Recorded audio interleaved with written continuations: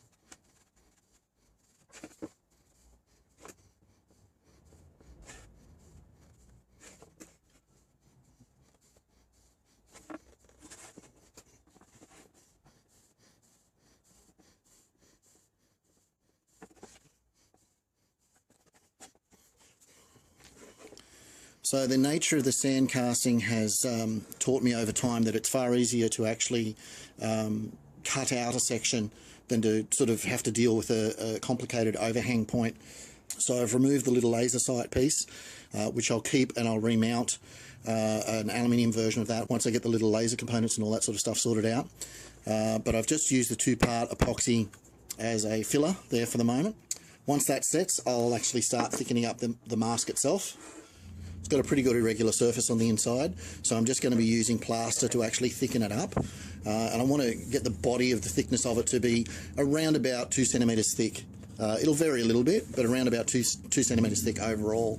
So I'm just going to mix up the plaster to a fairly thick sort of consistency, so I can sort of do a reverse sculpt on the inside and get it. It doesn't need to be quite as smooth as it is on the outside here, but I'm going for that sort of no overhanging sort of areas. The technique that I'm using here is very similar to the technique that I was going to actually do to actually sculpt the mask myself before I found this one on eBay and thought it'd be just a quicker idea to buy one, where essentially I'm sort of mixing the plaster up to a more like a clay sort of consistency rather than a runny plaster. As it starts to set, you can actually scrape it and sculpt it in different ways using different tools.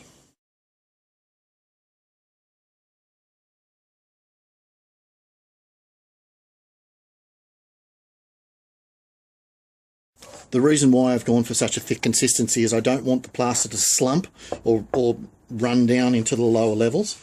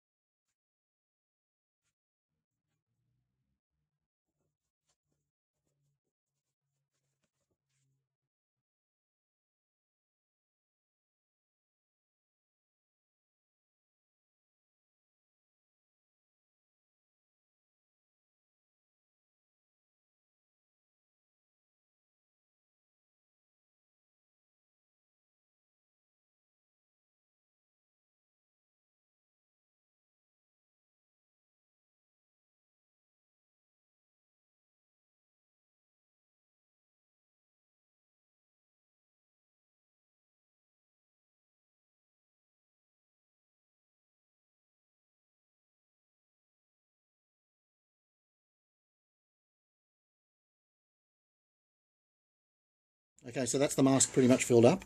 What I'm going to do now is just let that plaster set a little bit. I want it to go off just a little bit. As it starts to go harder, I can start introducing different techniques until I can get it progressively smoother. And then tomorrow, when it's actually gone off completely, I can actually go in there and actually sand it so that it's all nice and flat.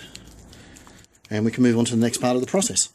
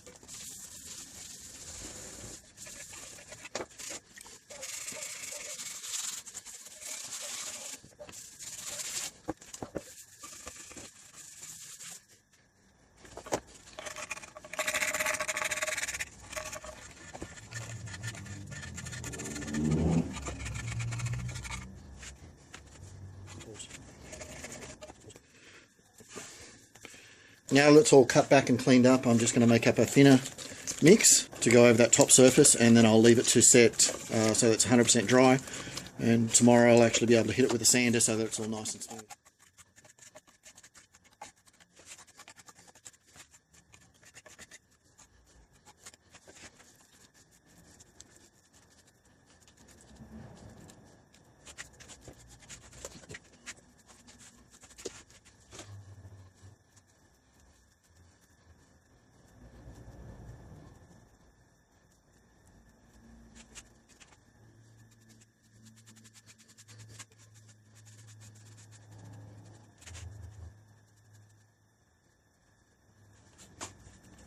Okay, so that's pretty much it. That'll have to set now overnight. So tune in for the next video and I'll start to show you how I'm going to turn this into my master pattern piece so that it'll be ready for casting in aluminium. Thanks for watching. Talk to you next time.